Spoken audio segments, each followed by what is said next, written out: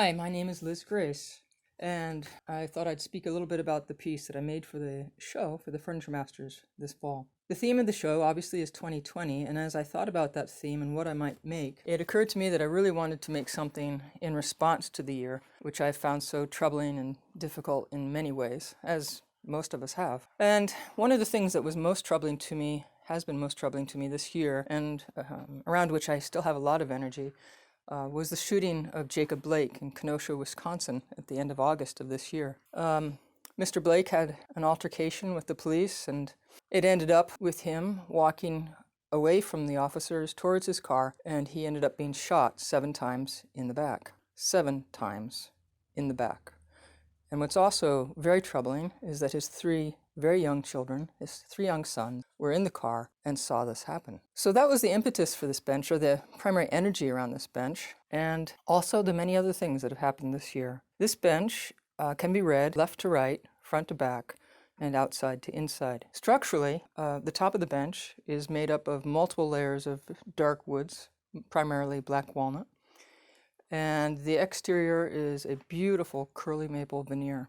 The legs are also black walnut from a piece of wood that I had that had been eaten and chewed by squirrels and chipmunks. It was outside, and I chose to use a section of that piece for the legs, which you can see at the feet and various places of the legs where it's been eaten away, gnawed, chewed, and weakened.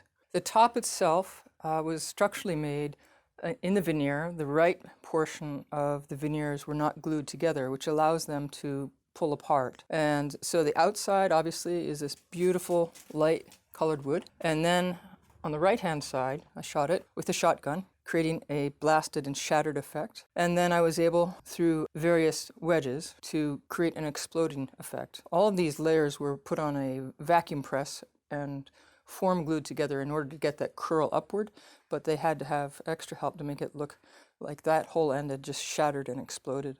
The number of bullet holes that came from the back towards the front were 7, and that allowed the dark wood to burst out and to shatter the various pieces. The legs have also been veneered, but then again the dark woods are visible. The back brace on the bench has been broken right exactly where the shattering pressure of on the right-hand side takes place, and the breaking of that brace caused the legs to push outward, and the stability of the bench and the structure of the bench is in serious compromise.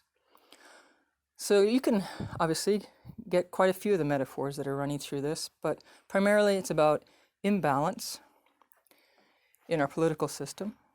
It's about inequity and the fact that what's holding up our structure, the 99%, are pretty much hidden, and yet they're holding the structure up economically and in many other ways.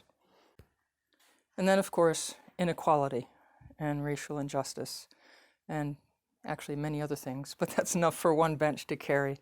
So I hope you enjoy this bench, and it certainly has been a growing and learning experience for myself, and the metaphors within it continue to evolve for me. So thank you for taking the time to listen to me and to consider my piece.